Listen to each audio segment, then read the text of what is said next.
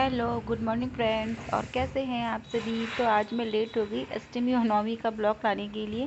तो मेरा ये अष्टमी और नवमी का ब्लॉग है। तो देखिए मैंने सुबह पूजा कर ली है। तो मैंने अष्टमी मैंने पूजा व्रत रखा था और नवमी मैंने उद्यापन किया था। तो कुमारी बुलाया था तो घर में मैंने पूजा कर ली है।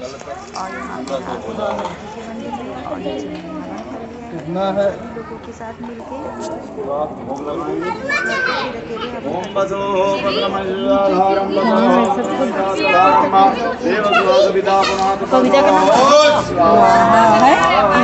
पे मैंने बच्चों को कुंवारी खिला दी है। तो मंदिर से ही मैंने बच्चों को ले लिया था। मंदिर पे काफ़ी बच्चे थे सोसाइटी के। तो फिर वहीं से मैंने बच्चों को लेके कुंवारियाँ खिला दी हैं। और इसमें देखिए आप गर्ल्स भी हैं बॉयज़ भी हैं, क्योंकि जो जो भी मुझे मिला मैंने उन सारे बच्चों को बुला के कुंवारी खिला दी। इसके बाद कुंवारी खिलाने के बाद फिर मैं नीचे आ गई हूँ और नीचे पार्क में कन्याओं को कुंवारी खिलाई जा रही है।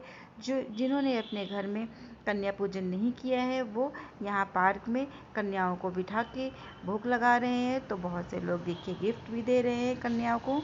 और कन्या को गिफ्ट देने के बाद कन्या को प्रसाद खिलाया। तो प्रसाद में चना हलवा पूरी चना खिलाया है और कद्दू की सब्जी।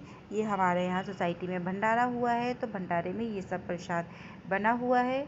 तो यही सब हम लोगों ने सबसे पहले कन्या भोग किया है। और इधर बॉयज़ बैठे हैं उधर गर्ल्स बैठी हैं। तो देखिए सभी लोग कन्याओं को खाना परोस रहे हैं।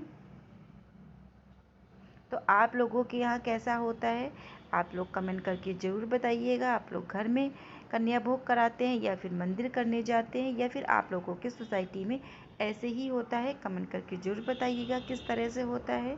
हमारे यहाँ तो नवरात्र में ऐसे ही होता है और हम लोगों को बहुत ही अच्छा लगता है सारी कन्याओं को बिठा के भोजन कराना।